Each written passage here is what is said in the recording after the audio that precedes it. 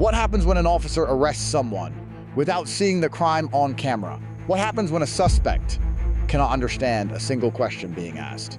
This case raises constitutional questions that go far beyond a stolen laptop. That's you, right? I need your backpack, and you need to come with me. Oh, there. Get my back. Your backpack.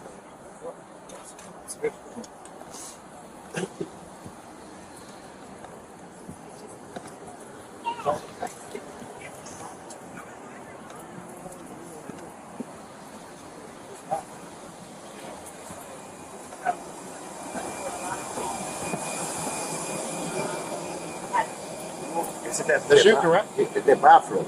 Yeah, the bathroom. Yeah, pero me, nothing. Nothing what? No, the bathroom. Yeah. You took a laptop out of the bathroom. No people. No Okay. apple. No apple. You put the laptop in your bag? Sí, lo que pasó está en el baño. Yo salí para sí, déjame explicar. Sí, pero yo la vi en el baño, y salí así, no people, no nada. But no, the bathroom. You said he got it out the bathroom. He walked out with it, and nobody contested. Turn around. Huh? Turn around.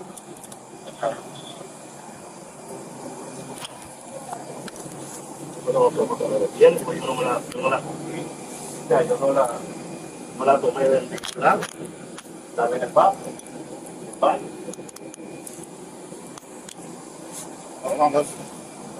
Have the victim identify the property.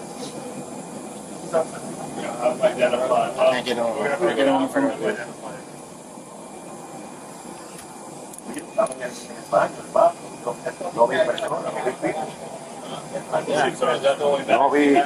Because nobody's there doesn't mean you can just take it. It's not free purchase. No people, no nothing, you know. No, nada más eso. Solo eso. Sí. ¿Él habla español? No.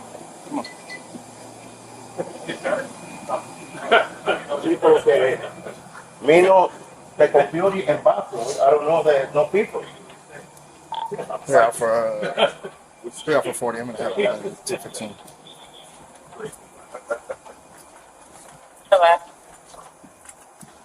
Dalton is with me. Okay.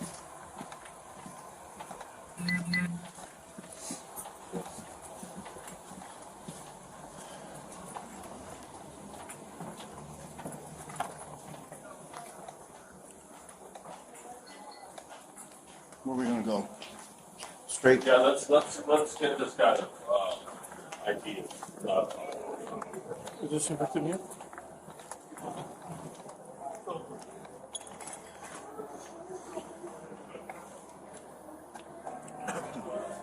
Since I got this out of his pants, I didn't search the rest of it. You've been able to put in his password. Do you have ID on you? Yes, I do. Thank you so very much for this. I really appreciate all the effort. Someone get a property receipt quick because he's catching a flight, right? Nah, his flight was canceled. My flight got canceled. Okay. All right, cool. So we got him for a statement, then we're good. You want to prosecute him for stealing it? I'll go with whatever you guys recommend. That's not how that works. Do you want him to go to jail for stealing? That's we don't make recommendations. He stole your property, Right. and it's not his. And he stole it. Right.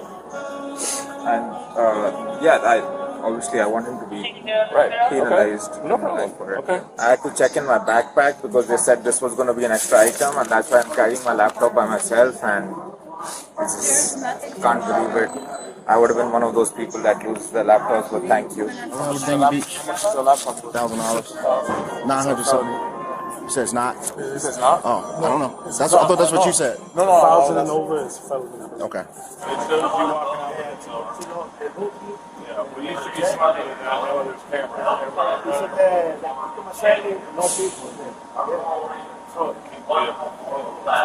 Something's not yours. My mother always taught me if something's not mine, I don't touch it. How about that? That's the best idea. The guy was using the bathroom right beside you. No, the bathroom, no people. know, yeah, but there's cases. You could have came over to the policeman and said, "Hey, here's I found this." De nuevo, my phone, sleeping phone. Yeah,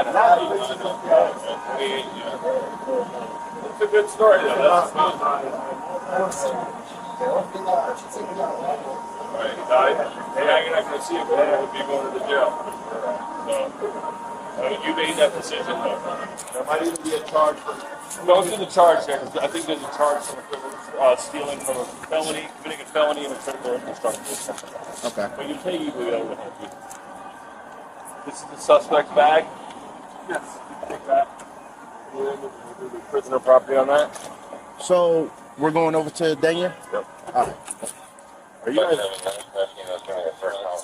Both of you, because I don't have any last term. I'll get signed.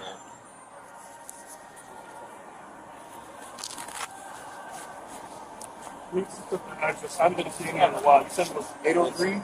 803? Yeah, 803 Northwest 1st Street.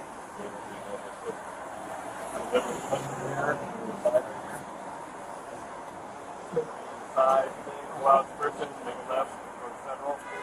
Go down federal, make a right, and it's right down the left-hand side. I'm going to follow behind you. Start typing my stuff. Okay. And just wait until the detective shows up. Yep. Just wait in the car. Yeah, you can, or they could ask someone on danger if they could open up the danger station for you and bring them in and put them in a cell. Okay. So, 3.11, 3.7.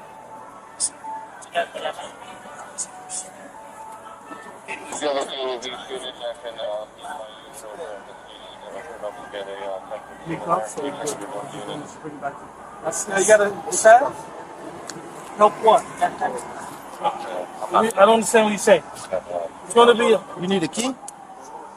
I don't know what this is. I You don't need know. a key? I think he said you can't get in. Oh. So just go knock on the door or whatever, and then or advise when you're there. Okay. That's all we What are you got? saying? I don't understand. What? What's, I think he said you can't get in. you can't get inside? Put your butt in first. You gotta put your button, hold on, step up. Put your culo in first. Culo. What? Culo.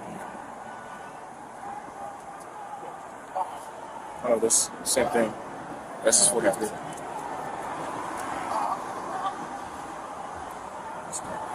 Gotta have something else. If he's a permanent resident, he's got to have a house. Illegal. Right. Peggy will find it out. Bill speaks Spanish. So. Okay. The Dominican ID. Nah, this is this is. I'll use this stuff. A foreign national is detained at an airport terminal. A laptop is recovered from his possession. He is charged with grand theft, but possession alone is not proof of theft, and his rights may never have been properly communicated. Terry v. Ohio 1000. 968 establishes that a brief investigative detention requires only reasonable articulable suspicion. A dispatch theft report with a direct witness identification satisfies that standard. The stop was lawful. What follows is where the legal analysis becomes complex. Miranda v. Arizona 1000. 966 requires rights advisement before any custodial interrogation begins. United States v. Garibay 9th Circuit 1000. 998 holds those warnings must be genuinely comprehensible to the suspect. For a non-English speaker, that requires a qualified interpreter. The record here is silent on this point. Grand theft is triggered when stolen property meets or exceeds the statutory felony threshold. Under federal immigration law and Decamp's v.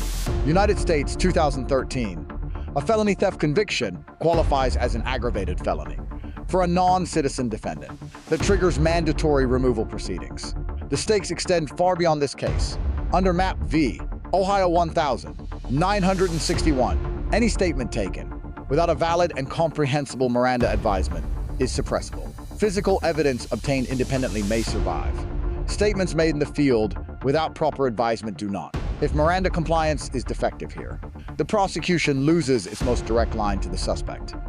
The core lesson from this encounter is procedural, not factual. Language access during custodial detention is a constitutional obligation, not a courtesy.